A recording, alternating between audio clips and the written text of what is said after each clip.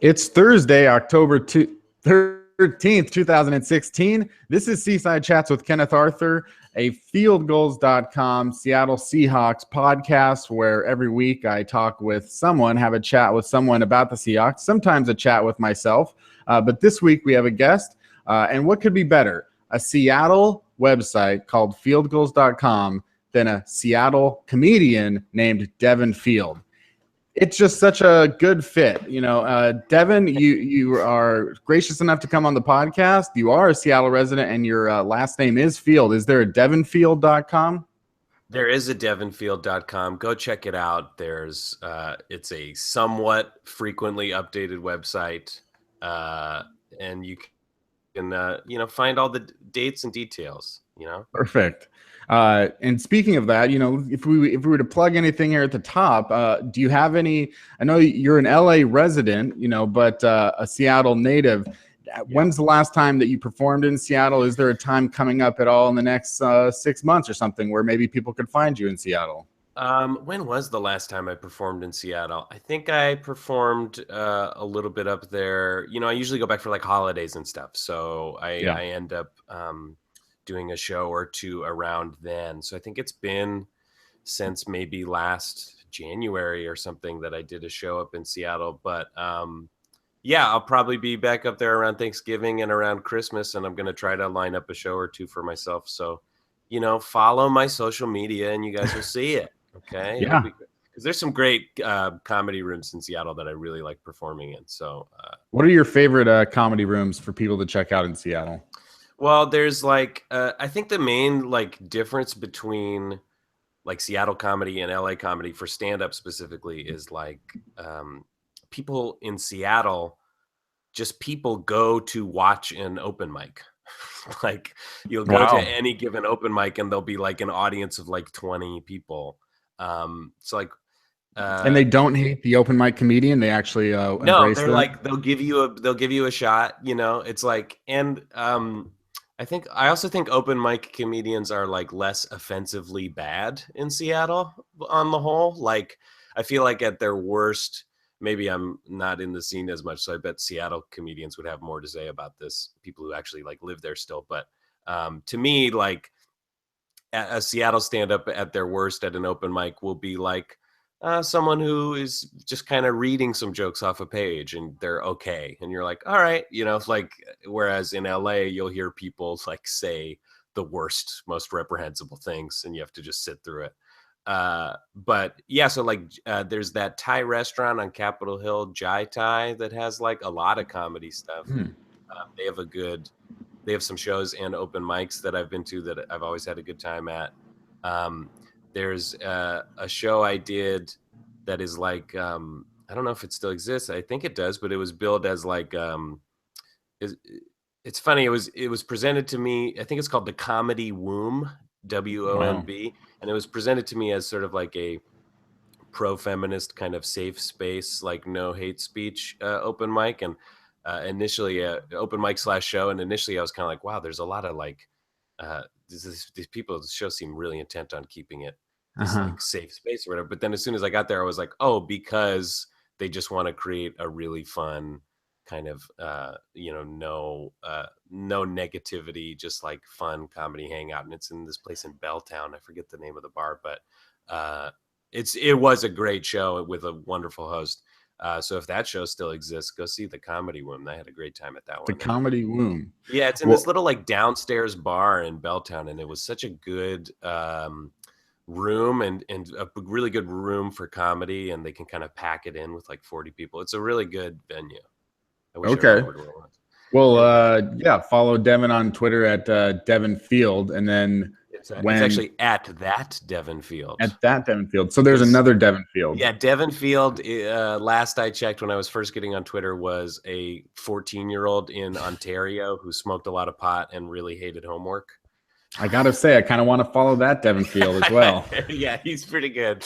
It would just be, his picture was just him smoking a blunt, and all the tweets were parents just don't get it. I used to They don't. I used to retweet him, but he's less active now. Just because, like, every once in a while he'd just say something of like, "Homework sucks," and I thought it was so funny to just tweet "Homework sucks." Yeah. I mean, if they had Twitter when I was in high school, that's the type of stuff that's that what you'd say. Yeah, exactly. Yeah. So follow at that Devin Field and check out if there's upcoming Seattle dates, or if you're not in Seattle, Twitter is a worldwide thing, baby. That's right, baby. Check it out. Yeah. And we'll promote that stuff here on Field Goals as well. You're now a friend of the show. And with all friends, we like to get to know our friends. So you are a Seattle comedian. As far as, you're an LA resident, a Seattle native, and a comedian. It all comes together in the Venn diagram. I'm trying to think of, the other. I have a friend, I'll plug, Drew Barth, a Seattle comedian. Sure. I know of Drew Barth. I think he and I have met once or twice, but yeah, he's a funny dude. Yeah, he was a middle school classmate. So, nice. Now he spent some time in LA. Now he's back in Seattle, but doing really well from himself. But as far as Seattle comedians go, coming out of Seattle, well, first of all, where were your origins? Where did you grow up? Where did you go to high school? It might relate to some people out there. That's true. I went to Roosevelt High School, so sort of North Seattle, not too far north, kind of right around that Ravenna, Roosevelt, U District area. And that was where I started doing comedy. My high school would have these once a month, the language arts department would put on these open mic nights that were like mostly like singer-songwriters and slam poets. There was like a huge slam poetry scene in Seattle at the time I was in high school. And so it'd be these singer-songwriters and poets, and then me and my buddy would do 5 minutes of stand-up. And that was my friend Sean McCarthy, who's a good Seattle native comic who's now in New York and is a really funny dude. And yeah, so that's where I first ever did stand up when I was like 15. And then through Sean, I kind of started doing it at, I believe, the now defunct Giggles Comedy Club on Roosevelt in the U District. And like shortly after I moved down to LA for college in 2008, Giggles closed and then opened as a strip club named Jiggles, and then closed again, and I think briefly reopened as a comedy club or something. I don't know what's going on with it now, but that was where I started, was right on, like, I think it was like right off like 65th and Roosevelt, if I'm remembering right. So your high school encouraged, it was a very art. I didn't go to Roosevelt. I grew up in Bellevue, so I didn't know too much of the district in Seattle and all that kind of stuff. But there was a lot of encouragement of the creative arts and comedy and that sort of thing. Yeah, big time. I mean, it was a big art school. It was that area of Seattle had like a really strong, I think Seattle in general has a pretty strong public school system, which I was glad about. Yeah, it was just a big art school. Like the jazz band and the band in general, like would always win these awards. And I did a lot of theater. It had a really good theater department. And sports-wise, how were the athletics? Sports-wise, we're okay.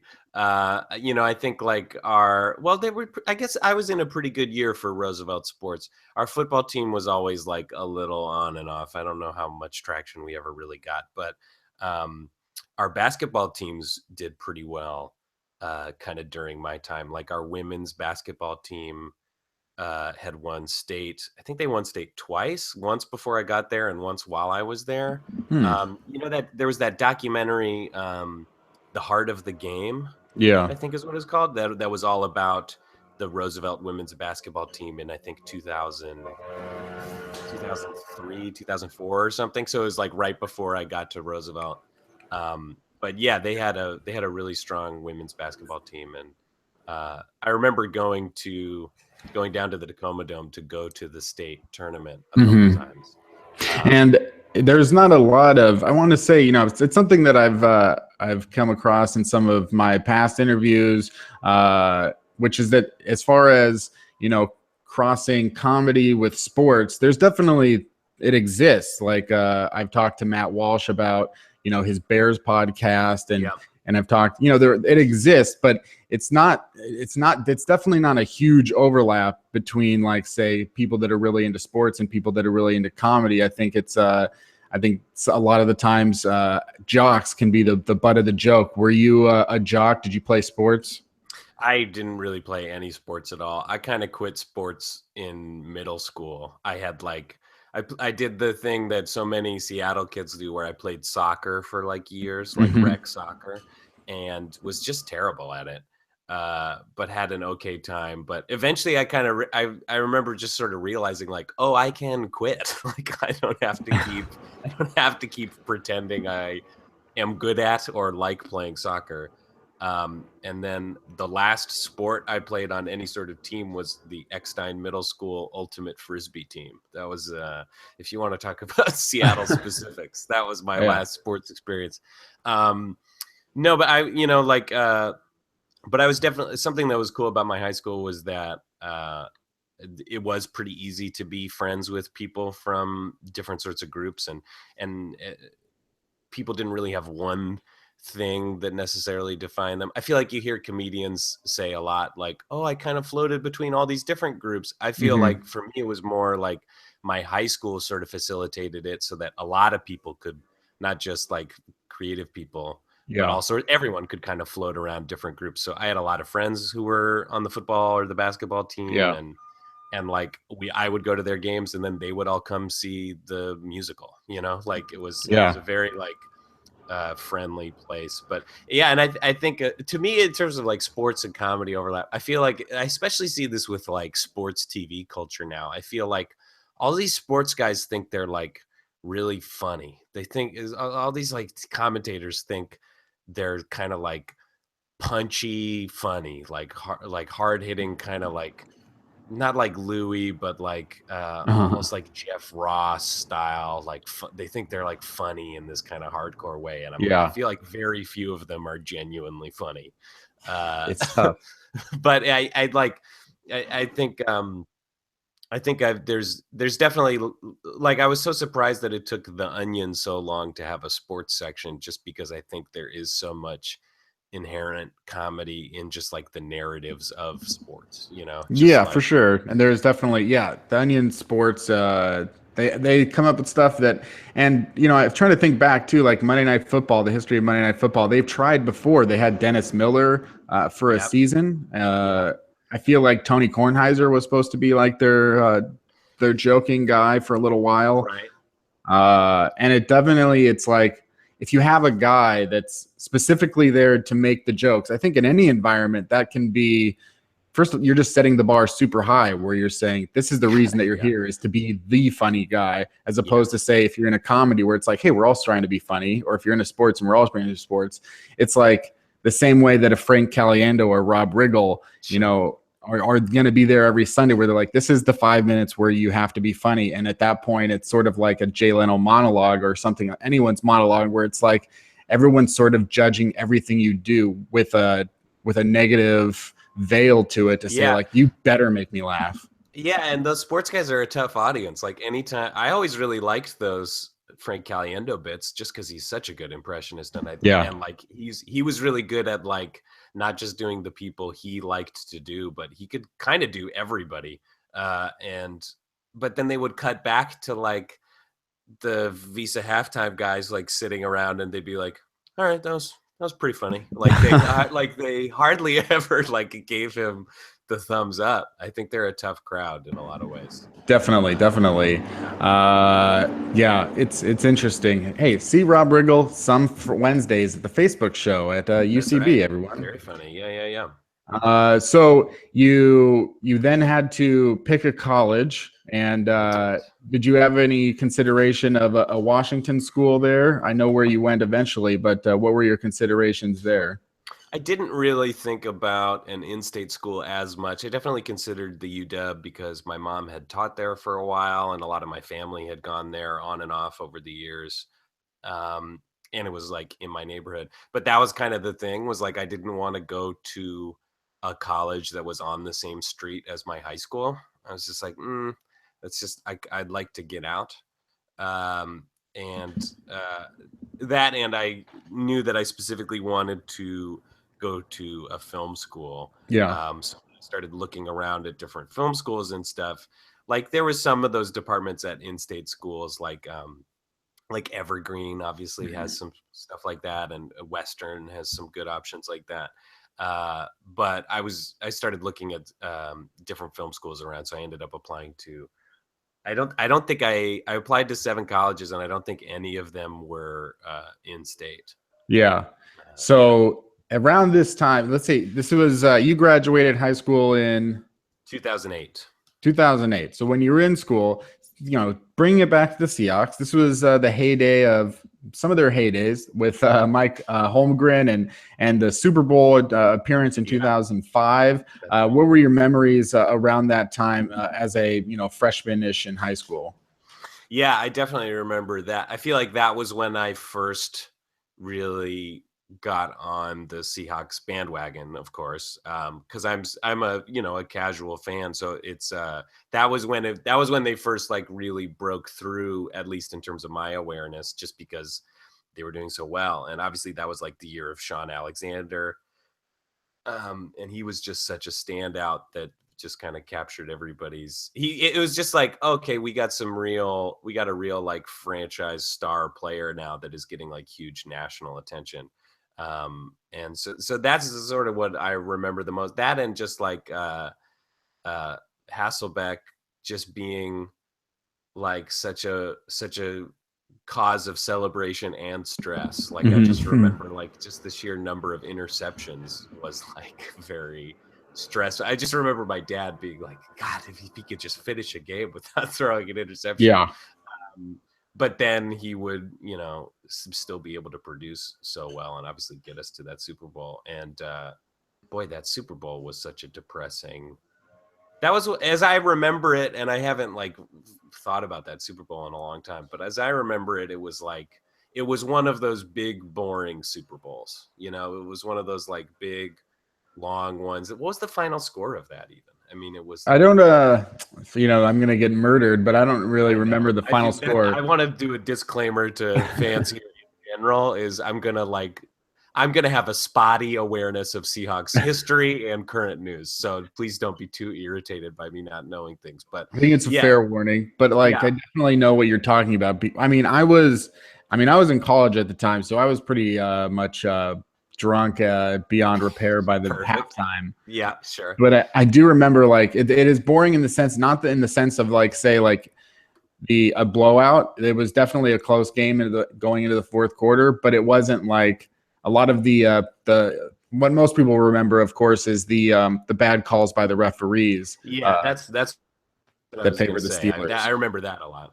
Yeah. Oh, I'm looking at I Googled it. It was final score: Steelers 21, Seahawks 10. Yeah. So I guess closer than I remember, I guess. But it was only, I'm looking at it. It's like we got a field goal in the first quarter. They got a touchdown in the second. Then it was like the scores.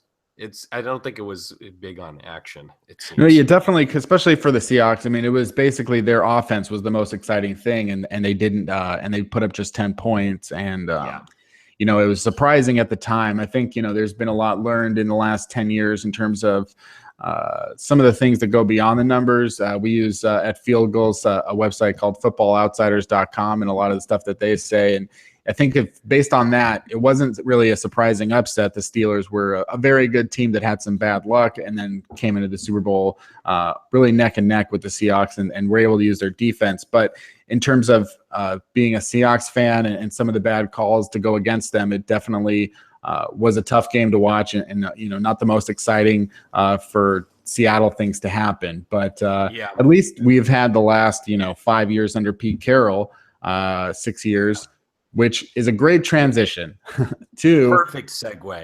USC. That's right. You were looking for a film school. I believe that USC is considered that. So, but it is also considered a football school. When you went there, Pete Carroll was, there was only a couple more years left of that. What were your memories of the USC football program during your time? Well, it's really interesting because I hadn't been really a USC fan because I was kind of like a casual football fan in general. And so when in terms of college football felt even more impossible for me. It's just one of those things that always felt so spread out, and there were a million teams and a million different bowls. You know, I hardly ever really dove into it, but I was obviously a UW fan, and it was funny. About half my family was UW, and then a solid portion of the rest of it was WSU. So the Apple Cup was always a point of contention. But yeah, so I was kind of like a UW fan, and I remember my grandma hated the Trojans. She was like, they're cheaters. USC is just a bunch of cheaters. And of course, during my time, that would be proven more or less correct. But so I was like, I only sort of knew them as kind of a juggernaut, college team.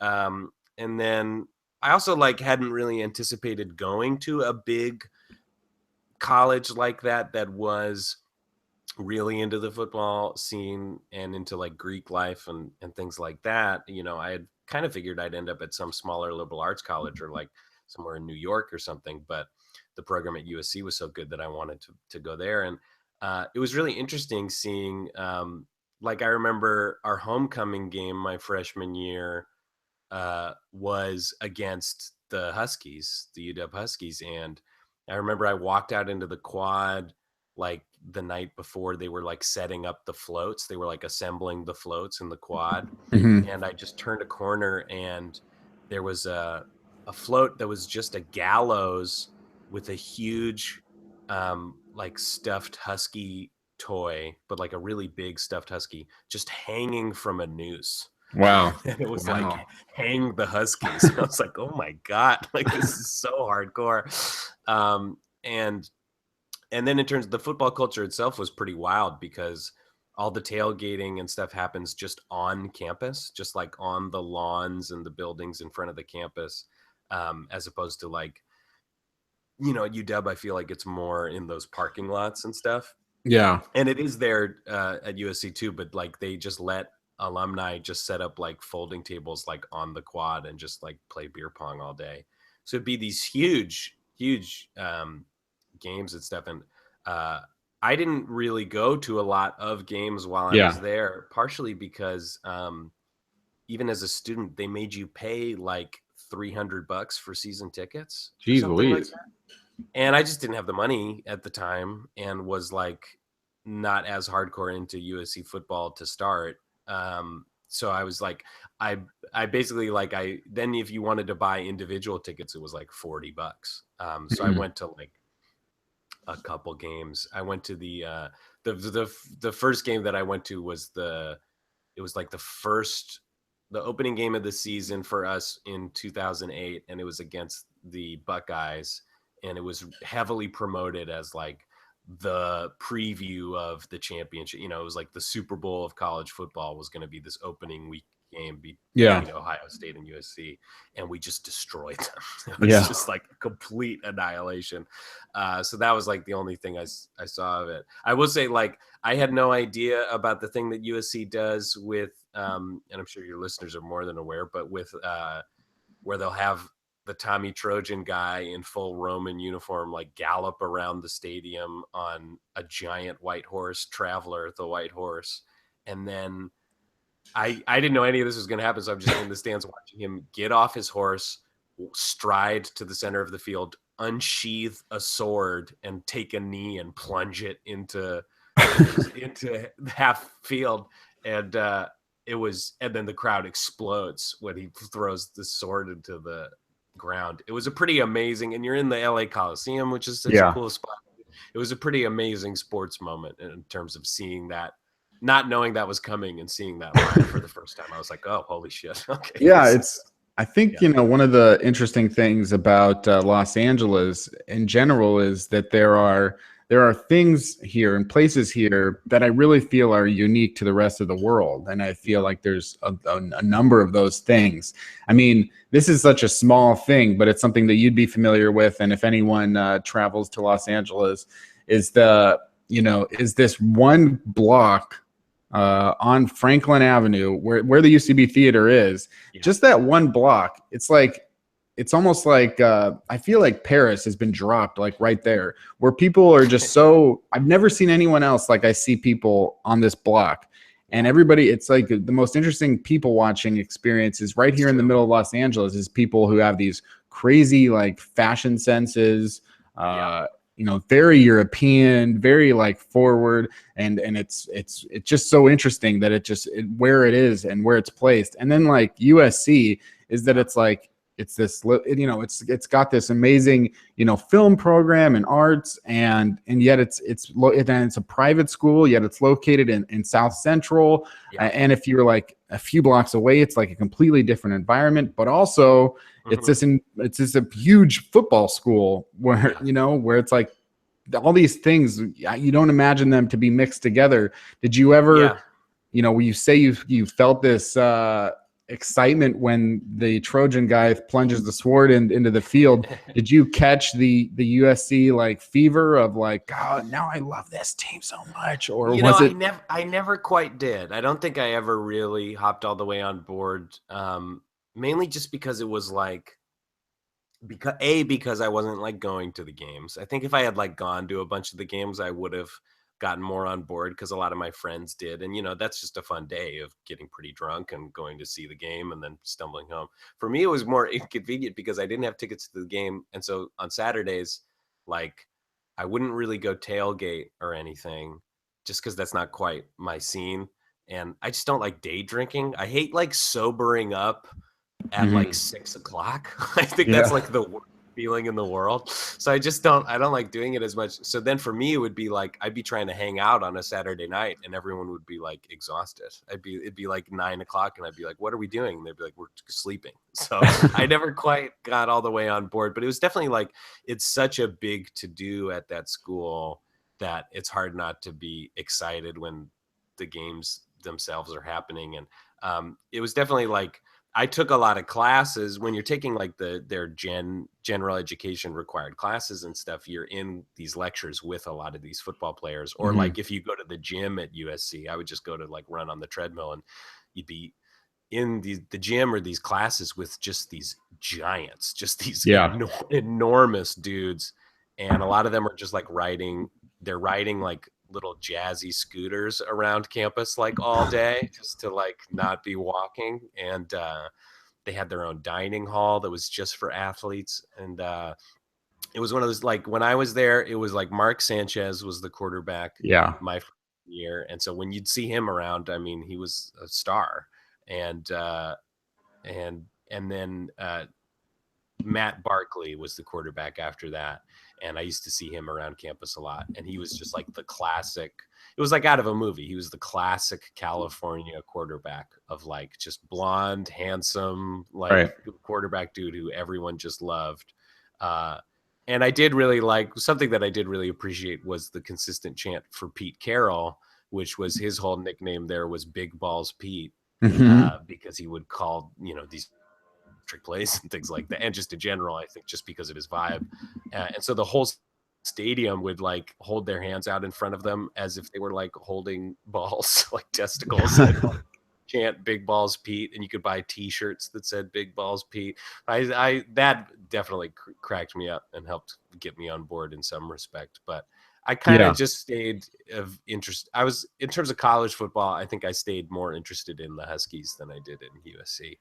You just sort of did to a respect, but I was going to ask you, like, were there any times during your, I presume 4 years at USC that you did have any notable interactions with the players or Pete Carroll in those 2 years? Did any like stories that came out about Carroll, and especially at a time when there was so much, negative attention in 2009, 2010?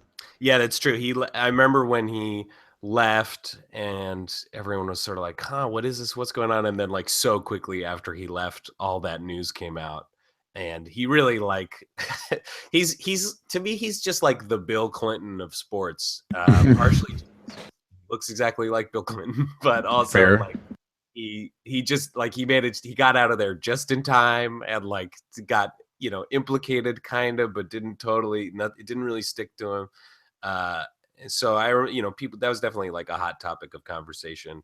In terms of interactions with the players, it never really went too far beyond just bumping into them around campus and stuff. But I do really remember, I really remember I had an 8 a.m. anthropology lecture that was like a general education credit. It's like, Anth 104 or something. And it was 2 days a week at 8 a.m. And I was pretty good about going consistently. And there were a lot of football players in this class. And I just really remember it must have been like one of the coordinators for the USC coaching staff would kind of loudly enter the room like every 3 or 4 classes and just like scan the room and take attendance of who was there. I think they had a real attendance problem in terms of classes, especially like an 8 a.m. class. Yeah. That, they have no interest in taking. So that's just an image that sticks out to me of, I was like, wow, these guys really have to be policed about going to class. But I didn't have a ton of specific, like I never ended up speaking to any of the football players, and I didn't really go to those. I wasn't really invited to those parties. So was that it is, so it's an old cliche, but I think, to some degree it exists for a reason, which is, USC is not an easy school to get into, and it's got a very strict program. It's not like it's not some state school, and I can say that because I went to Washington State. There are standards, and it would be difficult. I mean, you, for one, graduated from USC, so the level of difficulty to do that. And at the same time, nothing's going to be more important to these guys than winning a national championship and all that kind of stuff. Was it pretty well known on campus, like the football players are getting passing grades without doing the work? Good question. I don't know that I can like say that too specifically, mainly just because I didn't really know them. But I think it was definitely just that basic culture of like, I think they just took, with any school that big, there's going to end up being enough classes that are kind of bullshitty that you can like, enough like simple classes that you can get a solid grade in. That I think they just, and especially that really powerful athletics department. I mean, while I was there, they completely renovated the whole northwest corner of campus with a whole new athletics center, and they just had so much money pumped into athletics. So I think it was just kind of understood.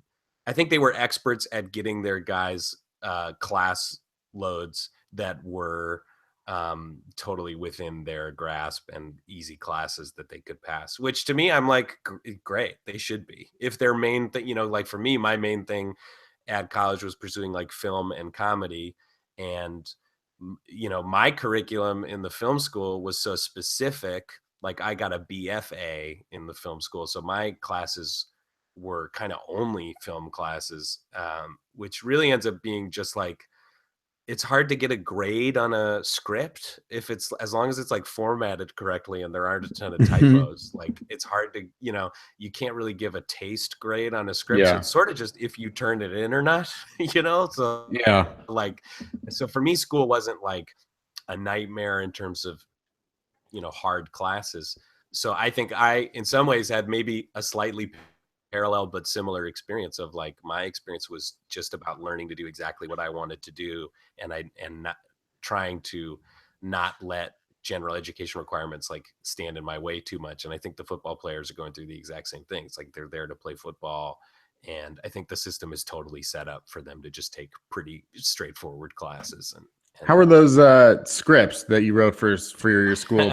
Looking back on it now, how are those scripts? They were okay. There's a couple that I enjoy revisiting.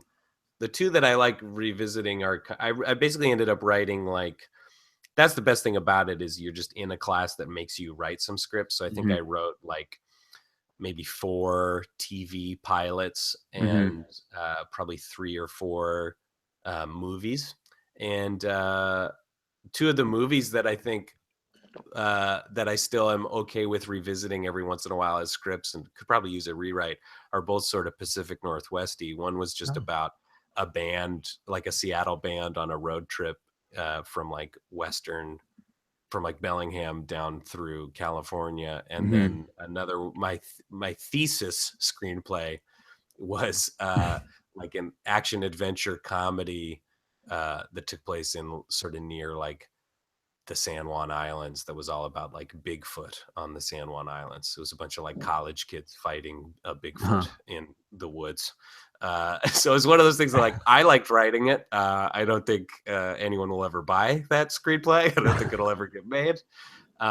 People love Bigfoot. People love Bigfoot. That's the thing, is like I wrote that, and then I feel like a bunch of Bigfoot stuff hit TV. Bigfoot never really goes too far beyond those Bigfoot hunting TV shows. You know, that's about where Bigfoot stops, I think. But I mean, Bobcat Goldthwait made a Bigfoot movie, so that might. That's right. Yeah. When that came out, I was like, oh, forget it. All right, this idea is dead. But yeah, you know, it's one of those things that I feel like it's how I felt. I started doing like improv then in college, and was doing stand-up then too. And I feel like for all of those things, I'm glad that I had those 4 years to get the really bad work out of my system. You know what I mean? Like, yeah. I think especially with my comedy and stuff, but also with my writing, I don't really revisit those scripts because they're just not quite the caliber that I want to aspire to. But I'm glad that I wrote them so that I'm not out trying to get a real job in the real like LA world with scripts that are that level, you know. What are some of the you think? It's interesting because it's whenever you write a script, or try and make the thing that's gonna maybe give you a break, get the big break, or open the doors and be the thing that sells. There's always, I feel like there's a lot of sports themed scripts going out there where they're looking for that comedy angle to scripts in the vein of a Major League or Bull Durham or something like that. What do you think are some of the best comedy movies in the vein of sports? I imagine that maybe you're a Happy Gilmore type guy. That was one that I kind of missed. I was such a snob as a kid. I feel like because of like my parents and stuff, and also my tastes. So like I wasn't a big Sandler guy or a Jim Carrey guy, really. I liked Billy Madison a lot. That was my Sandler movie. That was just the one that like all my friends watched and quoted endlessly. So I saw a little bit of Happy Gilmore. I do really like the premise of that movie. I think the setup of that is really stupid in a really fun and exciting way. It's just like, let's just go for it. And just like the visual of him sprinting up to the tee and hitting it as hard as he can will never not be hilarious. It's just a really funny thing to see. Good question. Sports comedies. Everyone always talks about Slapshot. I've never seen it, but I hear it's fantastic. So that's one that I'll say while I start to think of another one. Well, count me among those who have not watched Slapshot. I don't feel good. I don't know. It's guilty about it. But Norm Macdonald says a lot. I really respect Norm Macdonald, and he's a huge sports fan. The best. Another guy that crosses over, but I always like when he talks about, and he doesn't pull any punches. If he talks about the guy that Bill Hicks, he's like, he watches Bill Hicks and he's like, I don't see what's funny about this, but people revere him as a god. And I hate to put in words. I hope I'm not putting the wrong words in Norm Macdonald's mouth, but he's not afraid to say something's funny, even though it's not funny, even though it's revered. Yeah, exactly. I'm trying to think of I definitely grew up on, it's a cheesy answer, but I grew up on The Sandlot, as so many people my age did. I do think that's a really solid baseball comedy, just in terms of like giving you really funny personalities of everyone on the team. And that stood the test of time. I feel like I think it's a kid's movie that really holds up, and is just it's a great little story. And I think the characters are great. But I'm more about, I feel like sports movies are more that it's that inspirational thing, Those are the sports movies I love. And I think the sports movies people in general love are the Remember the Titans and all those great movies like that, and Friday Night Lights or anything like that. Yeah, I don't know what are like the big sports comedies. I remember being like so disappointed by Caddyshack. Caddyshack, of course, but that's like so barely a sports it just takes place at a country club. But that's a very good one. I know there was that. What was the one that Will Ferrell did about the ABA, the basketball Semi-pro? Semi-pro. I remember Also being a big sports fan, Will Ferrell, and a USC guy, That's right? right. He was a Trojan. He wasn't. I think he was like a sports journalism major too. But he, yeah, I remember being so kind of disappointed by that movie. I think there's some really funny stuff in that movie, like UCB's Andy Daly is hilarious in that movie. Tim Meadows is really funny in that movie too. Talladega Nights is another one of his. Talladega Nights is probably up. Yeah, because Semi-Pro has so many great ideas, and it doesn't really hang together as a movie. But like scattered scenes are good. But Talladega Nights, I just recently rewatched, and I think it's very solid. And it's like a good. It's definitely kind of that time, like Bush era, Will Ferrell, and it was when like liberals in general were kind of looking at. Like people in the cities were looking at NASCAR like, can you believe this is popular? And like I feel like it's just being reported on that way. But I just think the Will Ferrell and John C. Reilly are just so funny in that movie. Oh yeah, I mean it's a dynamic duo. But then with Semi-Pro, another thing is I always want to root for Woody Harrelson, especially like in comedies. And Kingpin, that was another one. Sure, yeah, that's a classic. That's that's a great. That's just a great movie with the two of those guys. Yeah. Yeah, and also like Andre 3000 was in that too. Oh my God, yes. Yeah, but I guess I always did like White Men Can't Jump. That was a pretty good one. That's sort of a classic. Space Jam. And I think Blades of Glory is underrated. Oh yeah. I think that was that was kind of when people got totally sick of just like Will Ferrell movies where he just is like wearing a wig and is in a new sport. I really felt like that would be the movie after I watched it that solidified John Heater's career, that he wasn't just it was definitely dynamite. Exactly. It was definitely them trying to do that, but I don't think it really stuck. No. But I think that movie has some really funny stuff. Oh, and in film school, they made us watch Breaking Away, which is also like a big famous sports movie, but I was like, I didn't get it. This may have been before your time, but I always grew up. One of my favorite movies of the 80s when I was very young, one of my first favorite movies, Gleaming the Cube. You see, I've heard of this, but it is definitely before my time. What is Gleaming the Cube? Christian Slater, and he's a teenage skateboarder, and he's got a adopted brother who's also a skateboarder, and then the brother gets killed because he's running around with the wrong types of people, I guess. And then Christian Slater has to use, his skateboarding skills to take down the bad guys, I'm pretty sure. That sounds amazing. That's fantastic. Christian Slater is a great weirdo, and I'll watch him skateboard. Come on. Does he do his own like skateboarding in the movie? I thought that Christian Slater was going to be, it's weird because I grew up with Christian Slater was one of my first favorite actors. Yeah. And I thought with Gleaming the Cube and Heathers, and then like he did this movie called Cuffs. Yeah, sure. And then Cuffs, I think that I look back at his career and I'm like, this guy was in a lot less movies than I thought. And like, it's just, he didn't have like the huge like career that I thought. Interview with the Vampire, and there were some other things where he was in big things, but he wasn't really a huge name except after the fact. He was a big star, but I don't think that he had the credits to really be like, this is a guy that like was carrying movies for a while. I mean, even Pauly Shore starred in like 5 movies. Yeah, exactly. I think Christian Slater, they were trying to push him as like the new, like the 90s generation Jack Nicholson.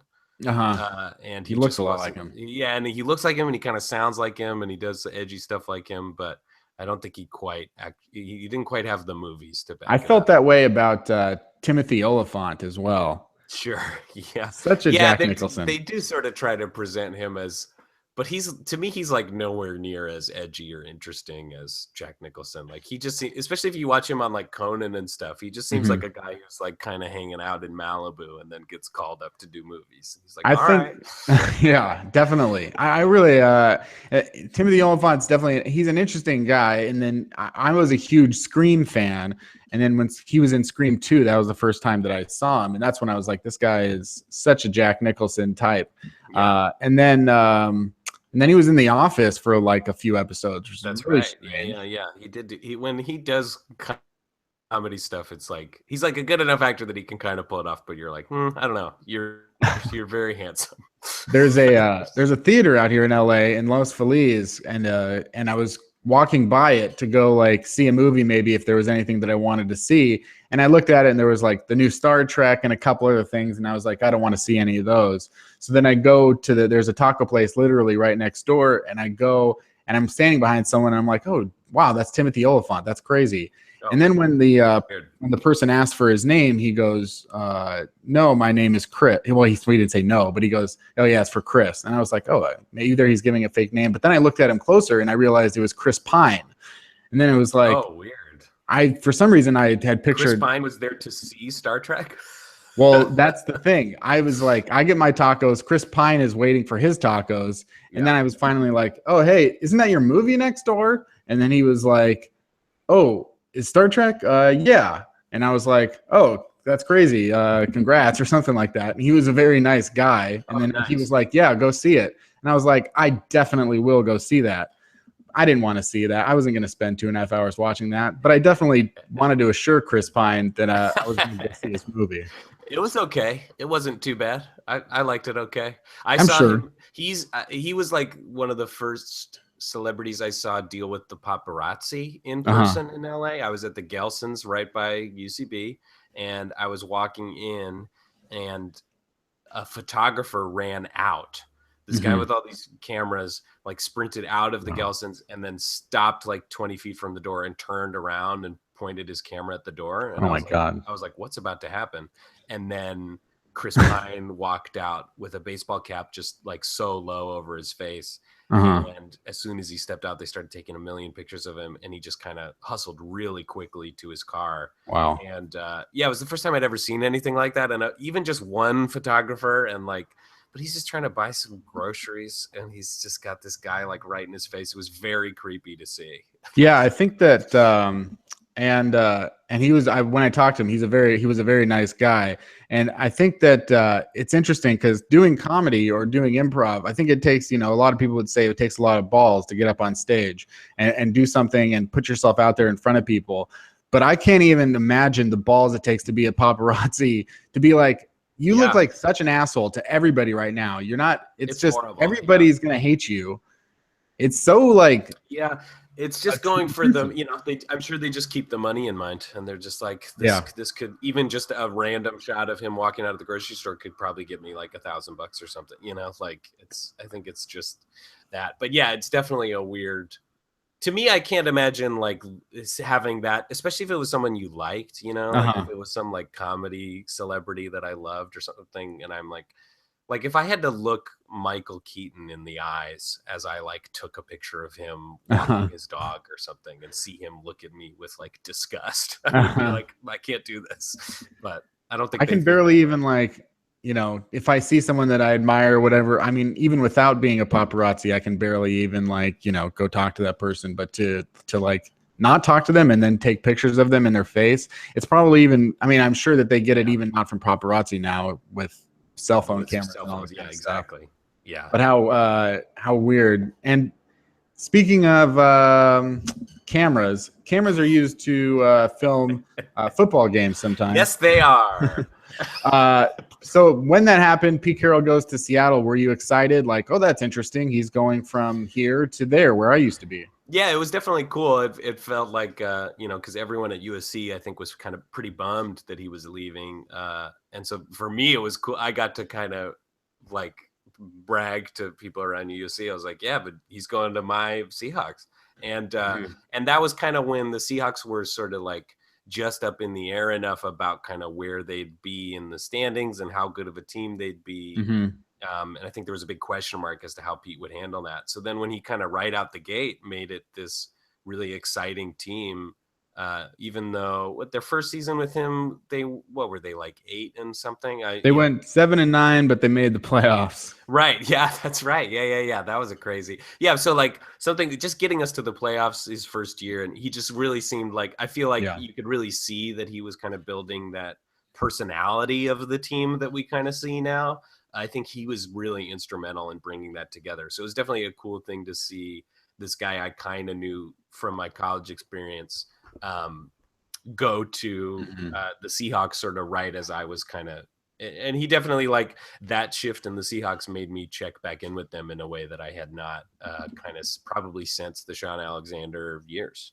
Yeah, I think that something that you mentioned earlier, I think it's a fair comparison to say that he's the Bill Clinton of the NFL. Yeah. But also, one thing that's non-Bill Clinton-esque, and a lot of our favorite sports heroes or older like mentors, people that we look up to, is that even if Pete Carroll skirted the line sometimes with NCAA rules, which most people hate anyway, as a Washington State fan, like, you can go back and look at Mike Price, who was the head coach there, very successful head coach at Washington State, when he left to go to Alabama, and then getting fired before his first game at Alabama because he was caught using company money at a strip club. You can find other head coaches who were caught having sex with students, or you can look at the latest Donald Trump issues, and it's like, at least, like, if a scandal were to break out about Pete Carroll, you just know that he is a good guy, like a guy that I don't see anything coming out of Pete Carroll like being a creep or a pervert or anything like that. So as a USC fan, and a lot of the people around you, I'm sure the other alumni and people you went to school with, there's a safety there that, this is a guy that you can, call a father or grandfather figure pretty comfortably, right? Yeah, I think he's a really comfortable presence. I think he's got a lot of charm to him, and is a really, I think even if you don't, I'm sure there are plenty of people who hate Pete Carroll and like make fun of him chewing gum and having his hands on his knees, like crouching on the sidelines. But, I think he was like definitely involved a little bit in some of that pay to play USC stuff. But to me, that scandal feels a little more like booster oriented. That feels like something that Pete Carroll is like, hey, make sure these guys stick around. And the boosters are like, got it, and then they go and handle it. So I don't think his hands are completely clean from that, but I think he's definitely like, it's definitely in the rear view now. And I don't really see a lot of that kind of stuff. There aren't really a lot of stories, I feel like, about the Seahawks getting involved in any kind of weirdness that would be related to that. It feels like a team that's kind of free of a lot of the scandals that you see from other teams and other players and coaches and stuff. Yeah. So we'll fast forward as we zoom ahead to the end of the show. But the Seahawks win the Super Bowl in 2013. Any memories in terms of their 2 Super Bowl appearances in the last few years? Yeah, boy, that first one was so fun. And it was, that whole season was just such a great, I feel like we were so used to seeing the Seahawks like crack the playoffs because our division was always kind of just weird enough that we could usually kind of limp into the playoffs. But then we'd usually lose like week 1 or week 2. That was always my concept of it anyway. And so that whole season, to just see it with that great winning record and then making it into the playoffs and further, it was just like, wow, this is really happening.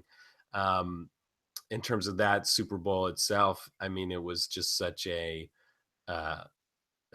great victory. I remember everyone I was watching it with, I was just watching it here in LA with my roommates and friends, and everyone was so bored because it was such a blowout.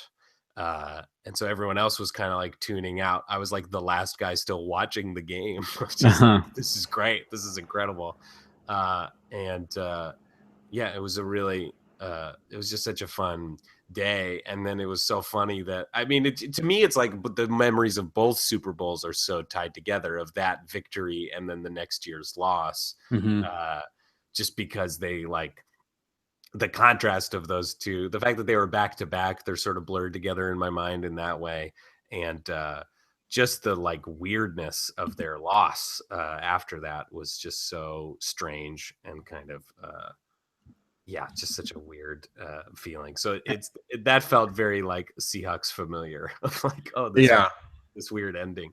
But yeah, it was definitely great to like, and then since then, I just feel like I've seen so many. I feel like the Seahawks are a pretty popular team in LA. I think I see a lot of Seahawks gear around, like both around that first Super Bowl victory and since. So those were the years that I kind of really started watching pretty much every Seahawks game and getting really kind of long-term invested in the team. I'm a fair weather fan enough, but now I think I'm on board for good. So yeah, I don't know if it's because my brain is attuned to Seahawks gear. So like when I see it, I notice it, and I don't notice other gear, but it does feel like that's the highest volume. Yeah, I think just because they're a cool West Coast team that drew a lot of people in and had kind of a lot of fun personalities to latch onto. I mean, Marshawn Lynch is probably the most loved NFL player, especially in I feel like place in California. Yeah, totally. He had that Oakland connection, but also, staying on the West Coast. And he and Peyton Manning both, I have seen them on TV more since they retired than since when they played. Like they are cashing in so hard post-retirement. I feel like Marshawn Lynch for the last 3 months has been on every TV show twice. Like he's so overexposed. But he's just such a wonderful I mean, he was definitely he was the guy that really got me into it in terms of a personality thing. Yeah. He was especially just before Beast Mode really broke in a bigger way. And it was kind of those early glimpses of Marshawn Lynch, and his interview style and stuff. I just thought he was the funniest guy in the world. And he's a really good example of how, jocks are funny. This is something I've been thinking about lately because I watched all of Hard Knocks, which I had never seen before, the HBO documentary, and following the Rams. And I had never really bothered watching Hard Knocks, but I watched this season, and I think we see this big rise in nerd culture, especially in comedy and stuff, and finally nerds are getting people we think of as nerds are getting their voice and their chance to speak and stuff. And I think of watching Hard Knocks I was like, a lot of these guys are really funny. And sure, a lot of jocks are tough bullies and especially in high schools and stuff, they can make kids' lives miserable in terms of sometimes the way they behave. But in general, I was I've just sort of arrived at the conclusion of I feel like a reason that nerds are kind of hostile to jocks is that, they're popular and maybe, handsome or athletic, just because they're in good shape. They're funny. They're easygoing. And I think they're funnier than nerds are a lot of the time. I think they're just confident, gregarious guys. And just they have that really fun kind of male camaraderie banter. To me, that's the real, to use the buzzword of the week, that's the real locker room talk, is hearing them discuss whether or not dinosaurs are real. Hard Knocks was just the funniest, most charming, stupid conversation. I think they just have there's a rhythm, I think, to how jocks talk to each other that is just really funny. And I think Marshawn kind of personifies that perfectly. There is confidence. I mean, that is the one thing about if you're doing improv, for example, getting out of your head and not worrying what people think about you is it's probably one of the biggest hurdles for anyone to get over. And it's I don't know, I can't get into the mind of an athlete, but it does seem like that kind of confidence would be yeah, that's not a problem for me. Maybe some of the other things, but getting out there. I know that, as far as people that I'm aware of at the UCB LA level, is Londale Theus, I believe, played college basketball. Yeah, he did. Do you know a lot of comedians to come out of the sports world? That's interesting. I'm trying to think if I do. I definitely know a handful. I feel like I know some stand-ups who played different amounts of sports. There is within UCB in LA, there is a whole group of dudes who play pickup basketball really consistently. And they're all kind of like basketball fans, guys who like played on their college teams and stuff. It's guys like Casey Fay, or not college teams, but like high school teams, I think. Yeah. Like Casey Fay and Carl Tart and all these, and Johnny Schwartzbein. I know they have kind of a consistent pickup game going.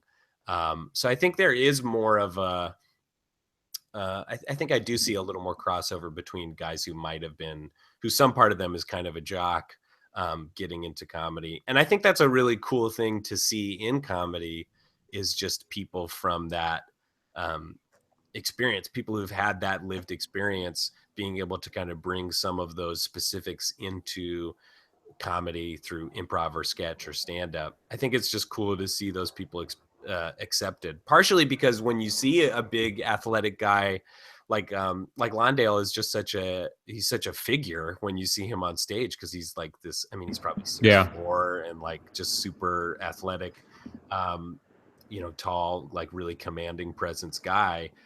And so then when I think when you see someone who looks like that, just in terms of like big athletic guy, get really ridiculous and do something really absurd on stage, I think it hits way harder, because you're not watching like a theater kid play a weird character. You're watching a jock like suddenly become a weird like British lord in a scene or something. And I think it just hits harder because it's just the expectation is being subverted in a stronger way.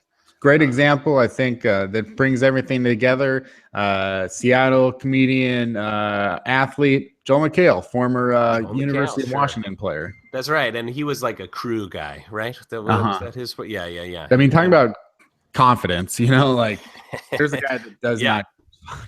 He was my, like at Welcome Week at USC every fall, they would have a stand-up, and he was the comedian for my freshman year Welcome Week. And he was very funny, and it was funny. He was coming right off the Soup at that point. So like a whole middle chunk of his stand-up was like, okay, now here's my opinions about the Kardashians. And I was like, oh, okay, well, not really what I'm interested in, but yeah, he's a good example of that type of dude but he's sort of different in that way of, he's kind of that like skinny, handsome LA actor look guy now. That's definitely like his outward presentation now, but he is like a big, tall, athletic dude. But I think it's really funny when you see someone who is like built like a big, like John Gabris at UCB, and maybe listeners would know him from other TV stuff. He's one of those guys who is he's a big rugby guy, but he just presents outwardly as such a big kind of jock style guy. And so I think when you see him really let loose on stage, I think it's really, really funny. Yeah, he talks about, I've heard him say it a few times, where he talks about doing crew in college as well to like get in shape, because it's such a difficult thing to do. Yeah. Just ending on a couple of just current things. The Seahawks are, 3-1. They're hosting the Atlanta Falcons this weekend. It's going to be a big matchup. As far as the Seahawks go this year, I'll just name some players, and you can just give me. If I know who they are. I'm going to go with well-known, established players. So if you don't know who they are, I mean, that'll say something. Yeah, sure, yeah. But I think it'll be pretty softballs. Just opinion.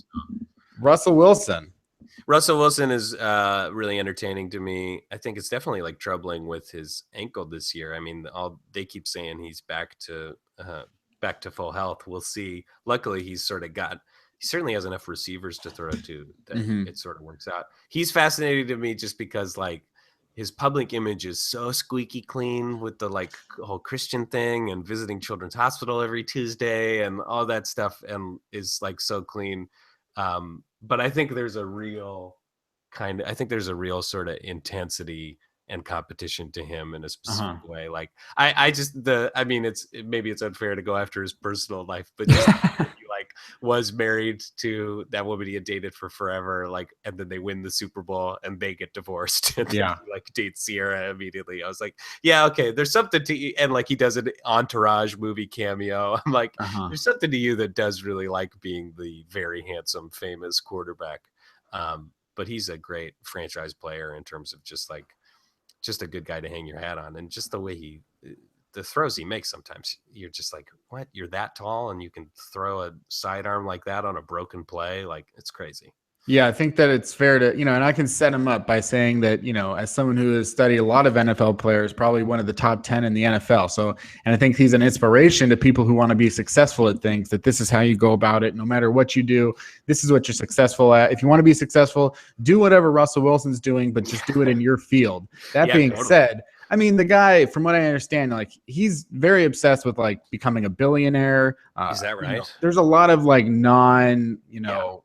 sort of Christian things that he is very into, which is fine for me. I don't care, but definitely like not everything that is projected. It is sort of strange to go from college sweetheart to Sierra of all things, Well, whatever, more power to him. Who knows? Maybe it was totally the right choice, but I think he's a super smart dude. And I think he's really setting himself up through endorsements and different things to really have like long-term success. I think he's setting himself up to make money for the rest of his life. Yeah. The outspoken Doug Baldwin. Doug Baldwin is great. He's definitely someone that I've really latched onto. I mean, just because the guy's hands are incredible. I mean, the way the catches this guy makes are great. And just that he's been sort of a go-to receiver for Russell Wilson just for a few years now, and just seeing their kind of chemistry together. And I think his personality is outspoken in a really cool way. He rarely makes a statement that I find too irritating or anything. Yeah.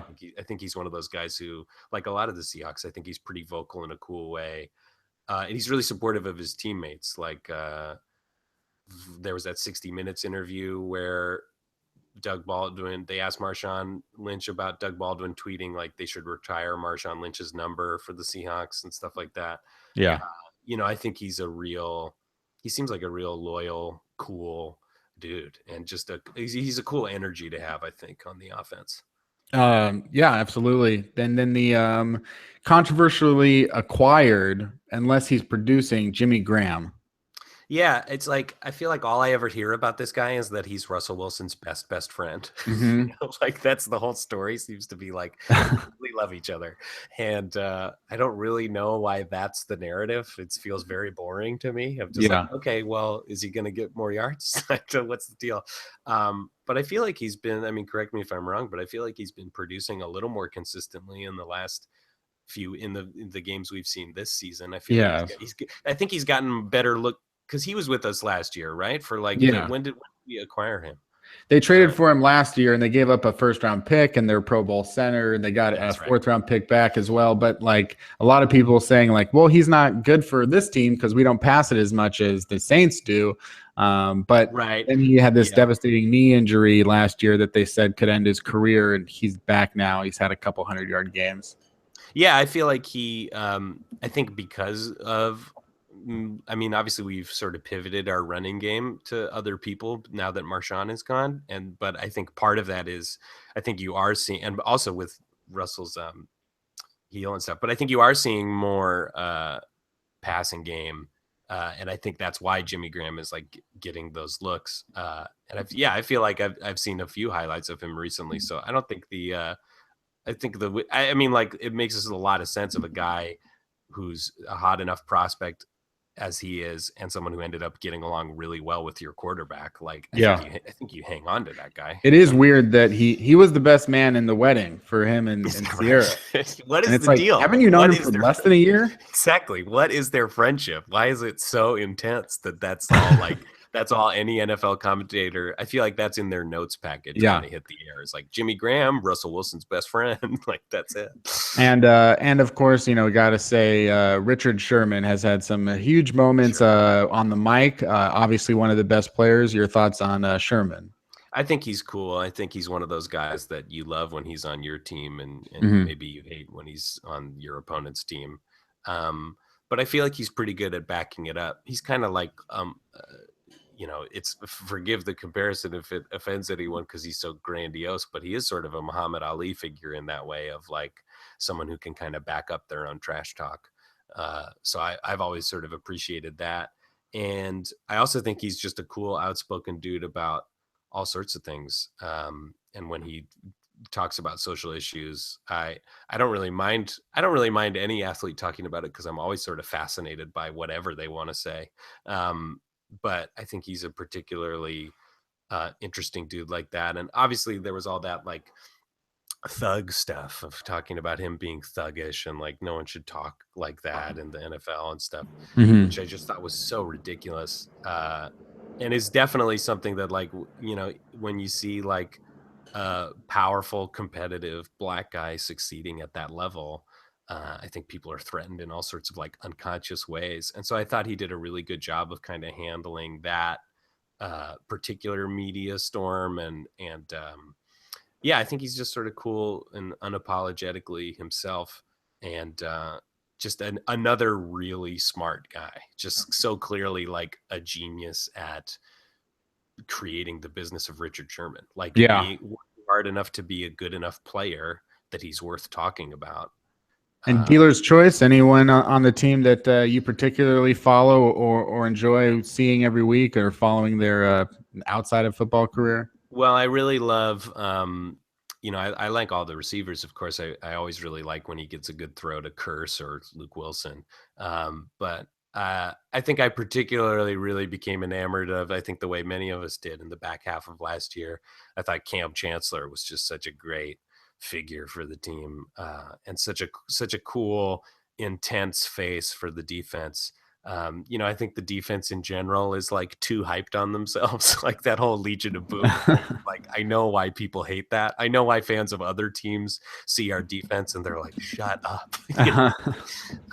But I think, God, just some of those plays. I mean, what was that play last year where Cam Chancellor just came over the top and like totally annihilated somebody? Like he's just one of those guys that when you look at him, you're like, boy, he would strike fear into the hearts of anyone who was standing opposite him.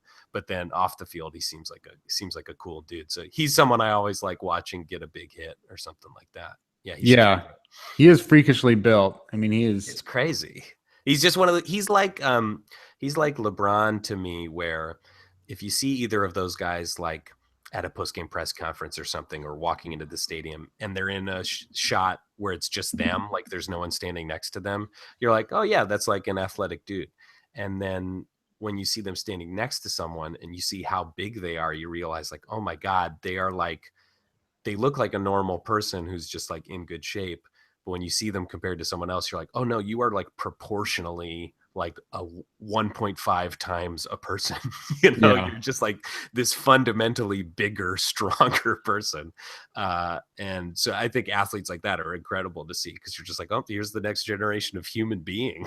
They're just that much. If you ever see like someone in the street, or like maybe they come to one of your shows or just in general, that's like freakishly built, like super muscular, do you ever just want to be like, what do you do? What's going on there? What happened here? Is this for work? Is this for fun? What exactly is going on here? Yeah, it does like raise a question. There's a point where it raises a question. Like there's a really funny improv group at UCB, Bangarang, which has Ryan Stanger is this really funny guy on that team, and he is like cut. He's like totally jacked and just has these like huge arms.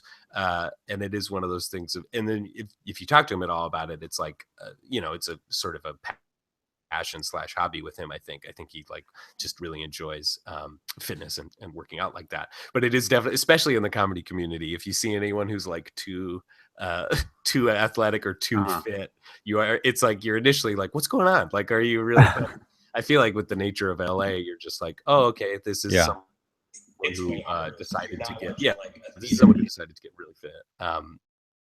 You know, so I think there are people that you're kind of like, what's going on? I think it just hits hard. Well, I got something going on here with the audio on my end, so I think that's a good opportunity to end the show. I can't even unmute you, Devin. That's how awful this. I've just made a mistake. If you want to unmute yourself, we can try and give this a finish wrap up here. I don't know. It might not work to wrap this up. So there, I'm unmuted now. Is that working? Oh, there you go. I don't know why all of a sudden I hit something and then I started getting feedback. I think maybe I muted here. That should work. Anyway, Always a good way to end the podcast. Lots of technical on a errors big on my technical difficulty. Perfect. Yeah. part. Where can people follow you throughout their lives? Well, throughout their lives, they can follow me in their hearts. But in a more specific way, they can follow me on Twitter at that Devin Field. And that's sort of the best place, I think, to see posts. I try to post consistently about shows and stuff. And so if I'm back in Seattle and doing a show, I'll definitely be posting about it there.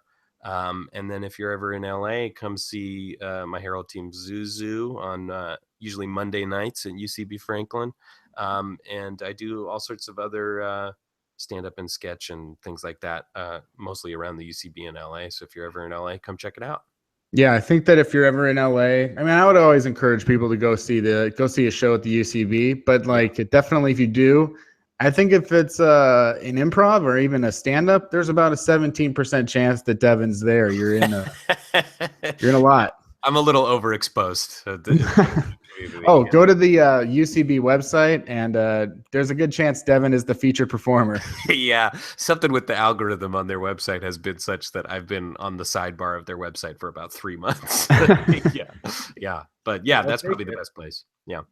But yeah, thanks so much for coming on the show and talking about the Seahawks. And thanks for having me. I'm always happy to talk about the Seahawks. You know, let's go Hawks. Let's beat the Falcons this week. Let's do it. Let's do it.